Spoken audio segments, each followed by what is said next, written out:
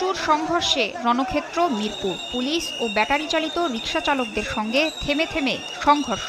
অর্ধশতাধিক যানবাহনে ঘটে ভাঙচুরের ঘটনা। এর আগে রোববার সকাল থেকে মিরপুর 10 নম্বর গোল চত্বর সড়ক অবরোধ করে বিক্ষোভ মিছিল করতে থাকেন ব্যাটারি চালিত রিকশা চালকরা।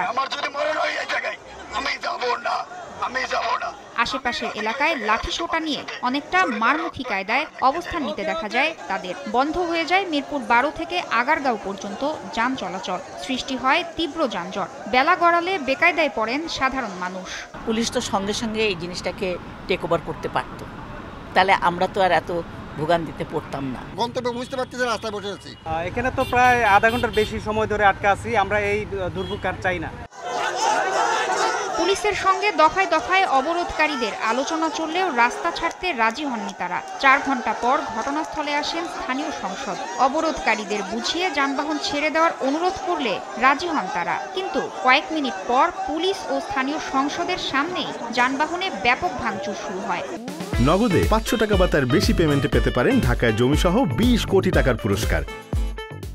যদি কোনো অবৈধ লাইন থাকে তাহলে সেটার পদক্ষেপ সরকার নিক। আমাদের অটো না চললে গাড়ি চলবে না।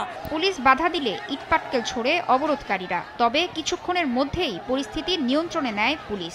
যে আইন শৃঙ্খলার অবনতি ঘটিয়েছে সেগুলো ভিডিও ফুটেজ বা কোনো ফুটেজে যেটা পাওয়া যাবে তাদের তো অবশ্যই আইনের আওতায় আনা হবে, আইনের বাইরে কেউ নয়। সোমবার সেতু মন্ত্রণালয়ের কাছে স্মারকলিপি দেওয়ার কথা জানিয়েছে ব্যাটারি চালিত রিকশা চালকরা। তাসনিয়া নিশাত মিম, সময় সংবাদ, ঢাকা।